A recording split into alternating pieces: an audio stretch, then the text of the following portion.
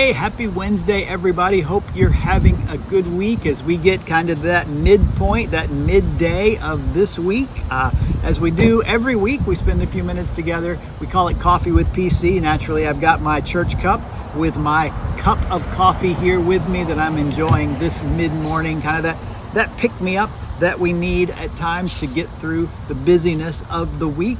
Hey, listen, I'm sure you're aware of this, but it's been on my mind thinking about it, that this weekend, the time changes. It's daylight savings time kicks in on, Sunday at 2 a.m. is officially when it happens. Now, used to be a big deal. You had to make sure you went through all your house and turn back all of the clocks. Nowadays, most of them are connected somehow to the internet, like our phones, and at least the main ones that a lot of us use, and so they automatically just adjust for us, kind of a relief. There are still a few we have to manually set in our house, but it's that time of year where daylight savings time come in. It's probably one of the hardest Sundays of the year because you lose that hour of sleep. It's the exact opposite in the fall. When you have that extra hour, everybody comes in on time. They've got that extra hour of sleep. They feel rested. They feel energetic. You know, your body feels like it's a little bit later in the morning because we have that 9 o'clock service. And so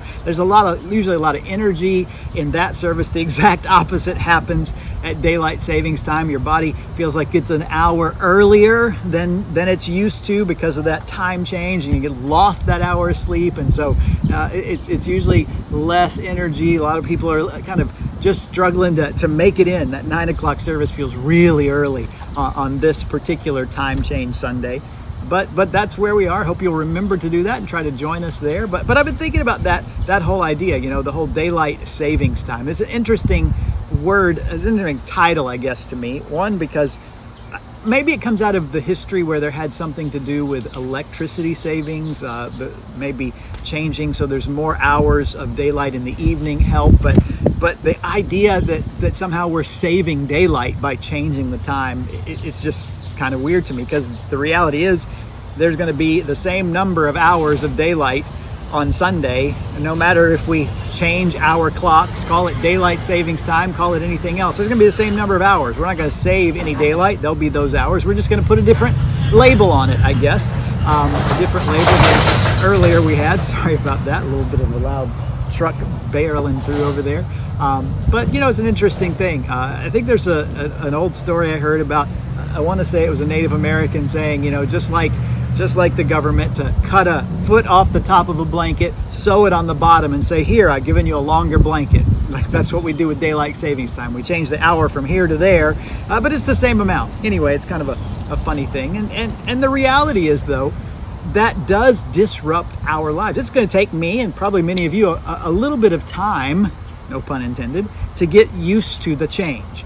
I mean, usually, your body kind of feels it, as even though the clock is different, you've kind of got those rhythms of your waking and sleeping and days, and so it takes a little while to get into that new routine. It's a reminder for me just how much our lives are controlled, if you will, or we live under kind of that tyranny of time, how important the managing of time and the marking of time is for us. And I guess in the interesting thing I just learned, particularly as it relates to time, is one of the reasons we even have clocks. I'm sure there are lots of reasons that people have wanted to keep time, but one of the key groups that came up with ways to mark time was the Catholic Church.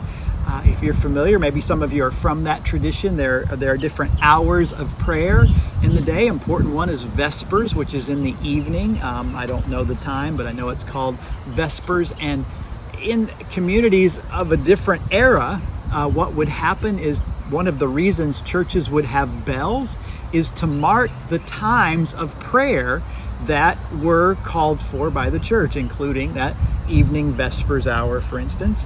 And the thought was, how can we help people who can't hear the sound of the church bells know when it's time to pray? And so out of that came the rudimentary invention of what are our modern clocks, ways to tell what time of day it is. Interesting that came out of the church, as many things would go back to in its history. So I think that's particularly interesting as a way to sort of recognize that time is important, and that there are certain times that we wanted to, in that case, follow certain orders of the church.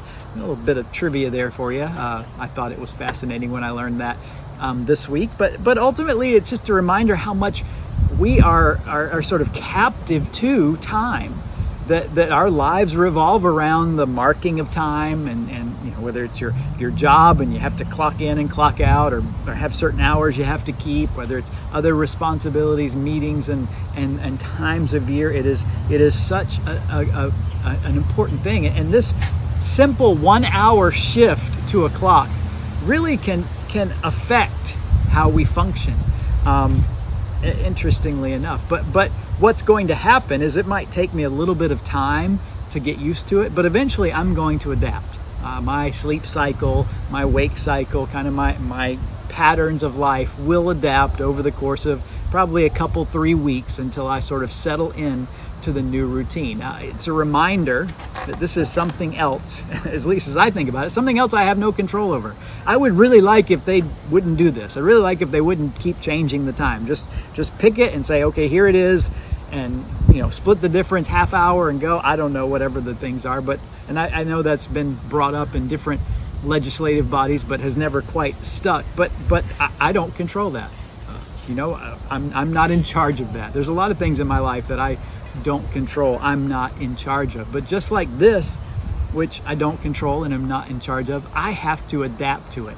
And what needs to change is my perspective and my approach to this thing that's going to happen that I have no control over.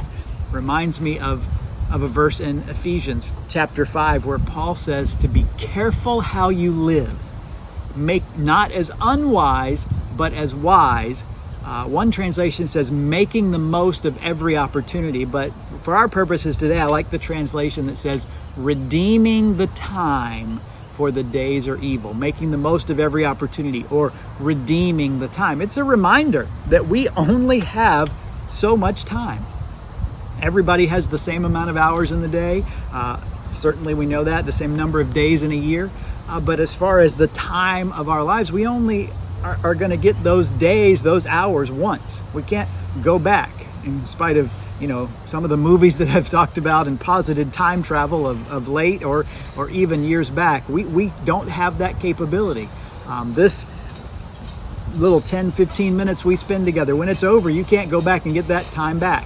It's done, it's gone. And so it's a reminder that we only have so much time. And Paul says, be careful then how you live, knowing that you only have so much time, not as unwise, but as wise. We want to redeem that time. And one way to do that in this regard is much like we're going to have to do with the time change that we can't control and we can't have any say over. We're going to have to adjust to it. We're going to have to change our perception of time, and particularly what's waking up and what's going to bedtime. We're going to have to adjust and adapt to it and allow that to inform and shape us. And that's just one change. There are a lot of circumstances in life that are difficult, and we should take the same sort of attitude for all of them, that things are going to come our way that we don't have control over, we wouldn't want to happen, and no matter how much we pitch a fit, scream and moan about it, it doesn't change anything.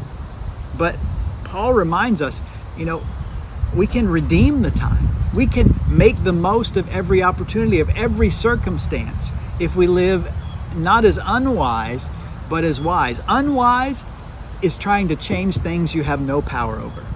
That's pretty unwise, isn't it? I mean, you're going to go nowhere. You're just beating your head against the wall. Wise is understanding there's some things we don't control, some things we cannot change, but there's also the reality that even through those, much of the story of Scripture, by the way, is this, that God is with us in those unchangeable, uncontrollable moments and can help us change our perception, change our approach, change our thinking, our attitude toward it in a way that allows us to redeem that time, even the time that's not going the way we want, even the circumstances that don't go the way we want. And so as we think a lot about time this coming weekend, as the time changes in the next few weeks, we kind of adjust to that.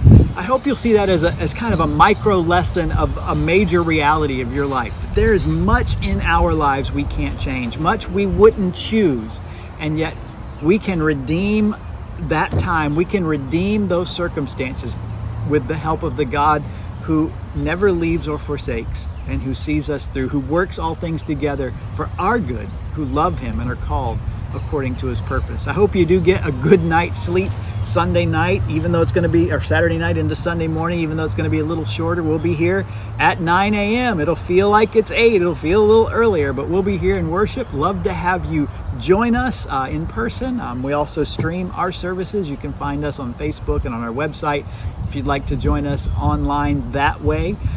But either way, I hope you'll find a way throughout this week to worship, to spend time in prayer and thanking God that he does go with us through the days that we have and helps us redeem the time that he's given us, ultimately for our good and for his glory. So don't forget to set those clocks back, and hope to see you in worship on Sunday morning at 9. Take care, everybody.